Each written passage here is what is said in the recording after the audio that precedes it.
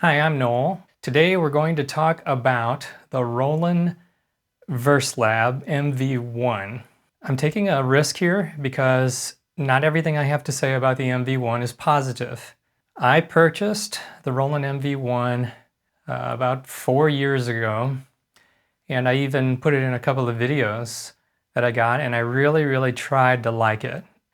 I've been a fan of Roland products for over 30 years, and I really think that the MV-1 sounds great. It has fantastic internal presets, and it's a nice compact lightweight package that weighs less than 3 pounds, but it just didn't gel with me. But I want to be honest with you because I think that you deserve to get a different perspective.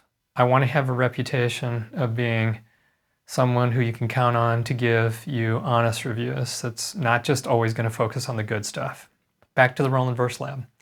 If you have already bought one, or you've got one in a shopping cart and it's on its way, or you're considering it, I don't want to discourage you, because if you don't have anything like that already, it might be great for you.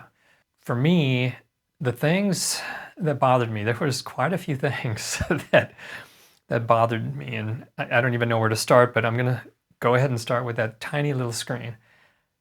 I know it was designed to be used with like a smartphone or a tablet. You know, you can get this external app for free, and that expands, you know, basically that screen out and makes the device much more useful. And I highly recommend, if you get one, that you use that app, because it's going to make things so much easier.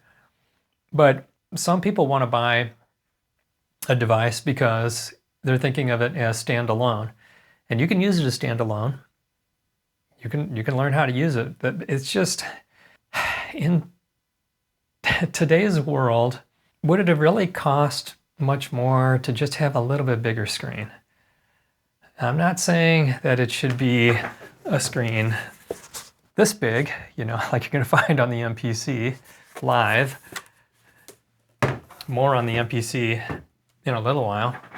I'll just put it to you this way. My Roland D50 from the mid-1980s has a much better screen on it. Much more informative, much more intuitive to get around. And a lot of people consider the Roland D50 unintuitive and hard to program. And again, I don't hate the thing. I really tried hard to use it. It's just, if it had a few more buttons. Download the owner's manual from the Roland website. The latest ones you can see, make sure that anything I'm telling you is not outdated. I did just look at the owner's manual again before I made this video to be sure. But in that owner's manual, you'll see that there are so many different key combinations that you need to memorize to really get the most use out of it, especially in standalone mode. There's probably like 3 pages of all the different key commands that you have to memorize. And I just didn't find it intuitive. I really didn't. On the top row of the tracks, it has buttons for kit, snare, hi-hat, drum kit, and then below that it's got labels for bass, instrument 1, instrument 2, and vocals. But you can change those tracks, which is good.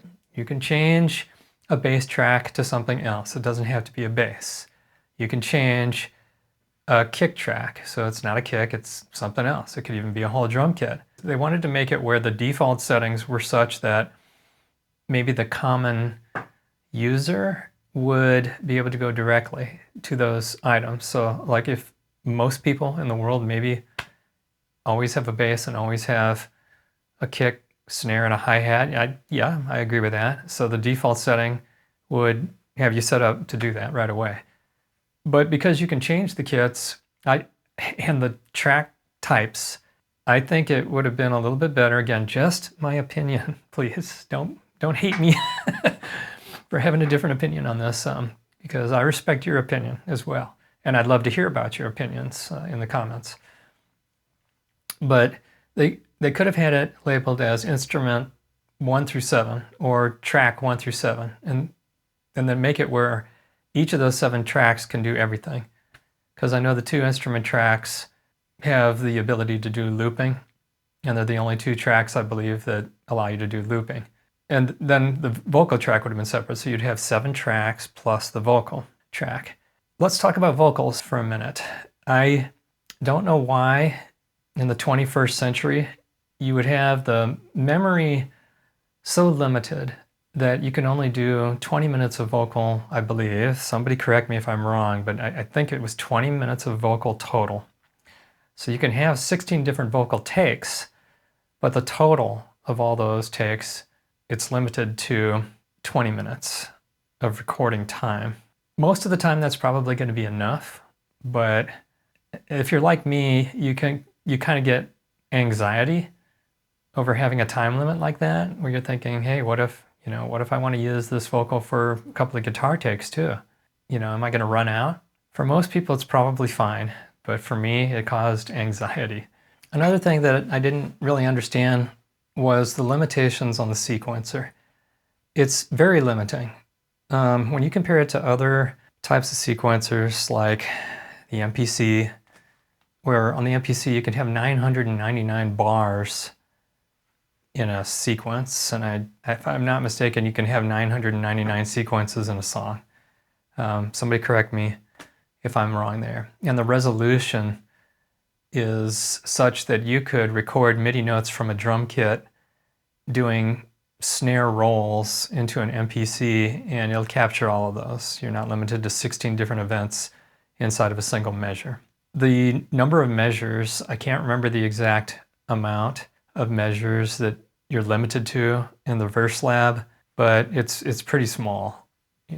What I had figured out is that you could make like a track that's 10 minutes or less, and you're going to be fine. And most of the time, that's what people are doing. So it just still seems so limiting for the day and age it is. If you're comparing it to a groove box that has typically 16 events per measure, then it's going to seem just fine. And maybe it was just me, and maybe it's just the way I wanted to use it, because sometimes I like to do things that are more complex, and it was just a little bit too limiting. You'd have to do workarounds for things, like maybe you could set the tempo at half speed so that you can get longer durations, or you could set the tempo at double the speed to get more resolution. I mean, those are some workarounds that you can do. And then it was kind of a shame that in something that's so compact and light, they could have had some kind of an internal battery, or even the option for you to put in your own batteries would have been okay, so that those occasional times that you want to use it standalone away from a power source that you could run it on batteries, that would have been really great. Maybe there's somebody out there who's figured out how to install a battery compartment inside of it. I know you can buy an external battery pack and power it that way, so that would be an option. You just had to be really careful that you don't accidentally pull the power cord out. So getting back to the things that are good about the Verselab is it is a phenomenal machine when it comes to sounds. I almost kept it. I almost kept it just because of the sounds. They're so good. So if you really love Roland sounds, and maybe that workflow is going to be great for you. Again, I would not discourage anybody from buying it if they really have their heart set on it, and try it, and really put time into it. Like, use it for, if you can, like an hour a day.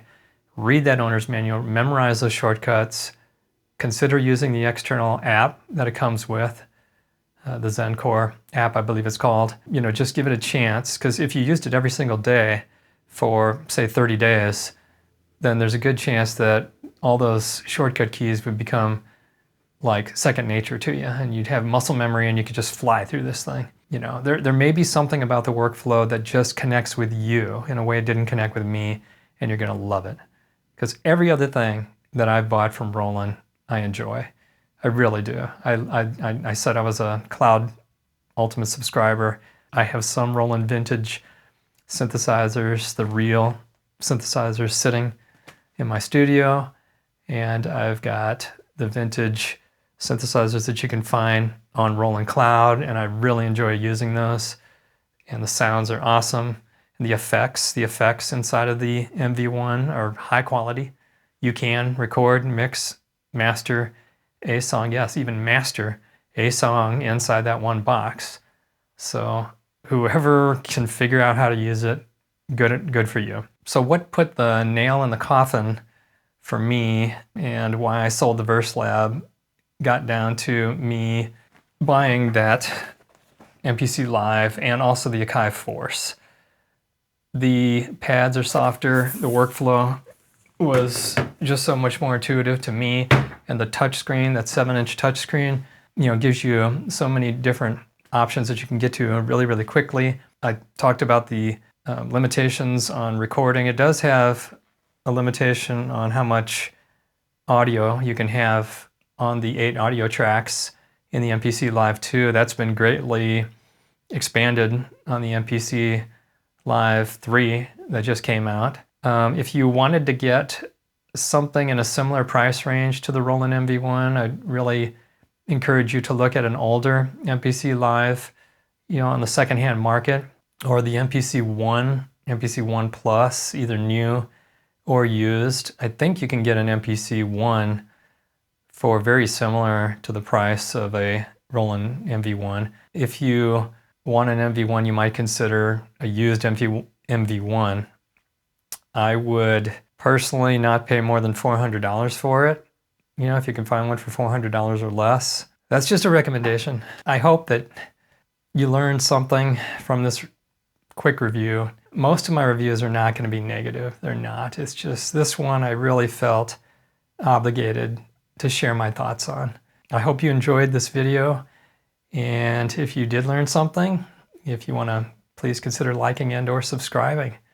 So thank you, and I hope you have a great day.